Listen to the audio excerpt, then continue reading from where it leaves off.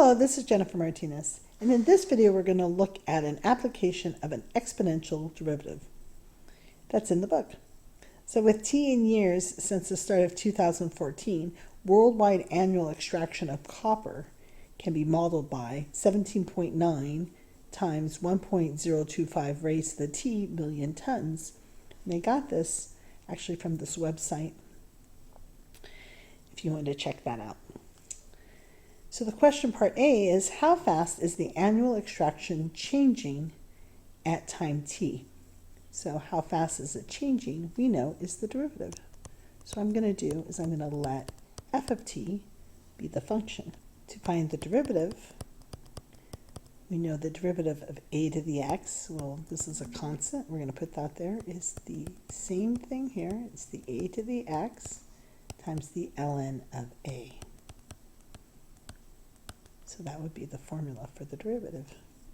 Again, we saw the derivative in the last video, d dx of a to the x, is a to the x times ln of a.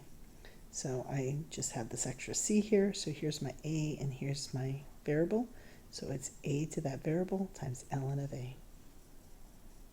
So that is part A. How fast is the annual extraction changing at time t?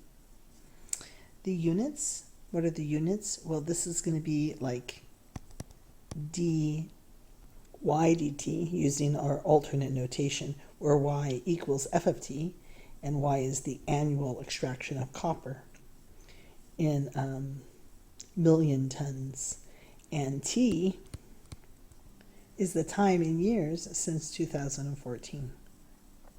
So dy dt would then be, the units would be million tons per year.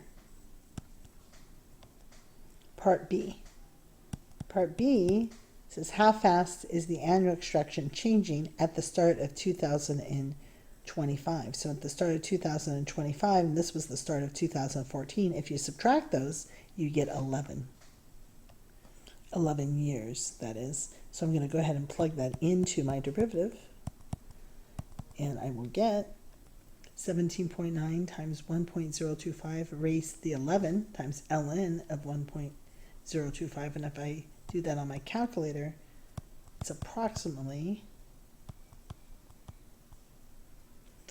that value, 0.75799. They did not ask us to round it, so I could just say about 0.58, and again, million tons per year. I'll just put it down here. So that's the answer to part B.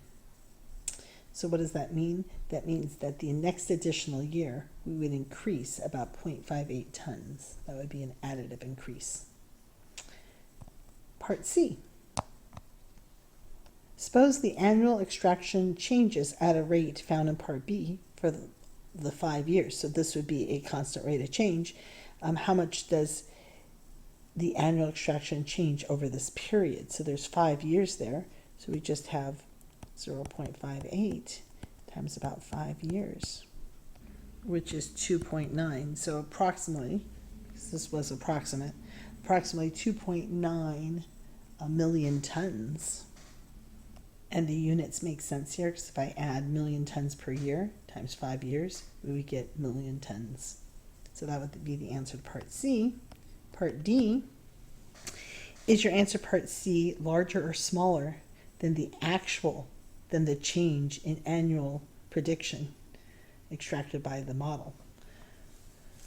Well, if you think about an exponential function, it looks something like this. This is what an exponential function looks like, depending on the a and the base. And we can see it's a concave up situation. So when we, right here, really, when we're predicting this, this is linear. This is the slope, isn't it? It's a slope to this line. So we took just the change, and we took that slope, that delta y over delta x, and we multiplied by delta x to get the delta y. So we actually are using the linear. You can see it's really close, but this is going to be a little bit smaller than the true value, isn't it? Because it's concave up. So our approximation is going to be smaller than the true value. right at 11 there. So if you wanted to see that, we would want to know what is the actual change to believe that the next year. I could take f of 12 minus f of 11 and check it out. So that would be plugging in to our formula predicted by this model by plugging in a 12 and then plugging in 11 not into the derivative. Let's make this smaller so we can see that. Not into the derivative, but the actual original function. We do this on our calculator. We 0.5872. If I look at the 4 decimal places, you can see that the actual is a little smaller, so larger, or the model, our prediction, is a little smaller. So is your answer in part C larger or smaller than the actual answer, right? Smaller than the change in annual extraction predicted by this model?